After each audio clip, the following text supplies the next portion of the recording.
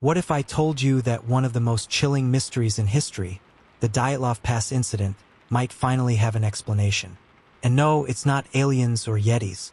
In 1959, 9 experienced hikers ventured into the Ural Mountains and never returned.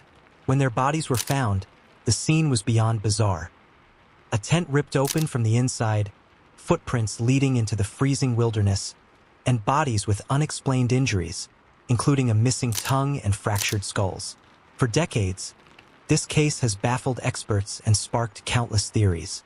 But today, we're diving deep into the most compelling evidence and recent discoveries that could finally shed light on what really happened that night. This video isn't just another recap of the Dyatlov Pass incident. I've spent weeks researching scientific studies, declassified documents, and to bring you the most comprehensive breakdown yet.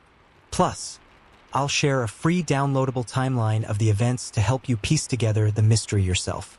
Here are the 5 most compelling explanations for the Dyatlov Pass incident, backed by evidence and expert analysis. Point 1. The avalanche theory.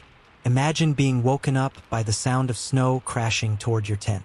In 2021, researchers used computer simulations to show how a small slab avalanche could have caused the hikers to flee in panic, tearing their tent open from the inside. But here's the twist. This theory explains the strange injuries too. The force of the snow could have caused the chest fractures, and hypothermia might explain why some hikers removed their clothes in a state of paradoxical undressing. When a person is exposed to extremely cold temperatures, such as snow or sub-zero conditions, several health risks can occur, including frostbite, freezing of the skin and underlying tissues, especially in the extremities, fingers, toes, ears, nose. This may lead to loss of sensation and permanent tissue damage. Hypothermia. When body temperature drops below 35 degrees Celsius, vital functions slow down, potentially leading to unconsciousness and death if not treated quickly. Vasoconstriction. Cold causes blood vessels to constrict, increasing the risk of high blood pressure and heart disease. Respiratory problems. Cold air can cause spasms in the respiratory tract, posing dangers for those with asthma or respiratory diseases. Delirium and loss of consciousness. Extreme cold can impair brain function, causing confusion, slow. Point 2. Infrasound and panic. What if the hikers were driven mad by something they couldn't even hear? Infrasound, low-frequency sound waves, can cause feelings of dread, disorientation, and even panic.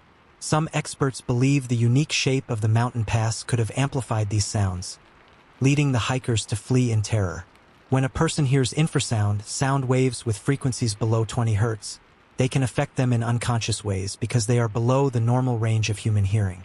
Some possible effects include feeling uneasy and anxious for no apparent reason, dizziness and headaches due to vibrations in the inner ear, nausea and stomach upset.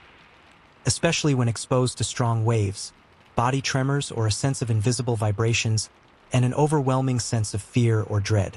This theory ties into the hikers' bizarre behavior, like cutting open the tent and running into the freezing cold without proper clothing.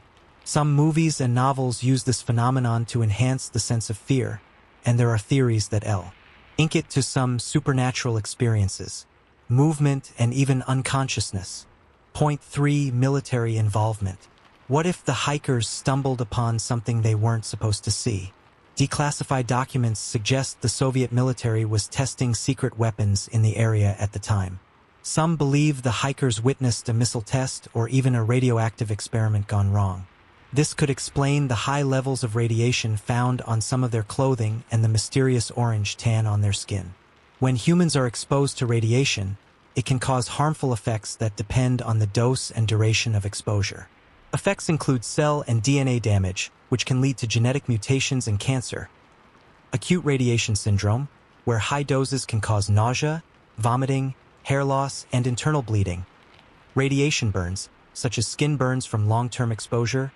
Organ damage, particularly affecting the bone marrow, nervous system, and digestive system.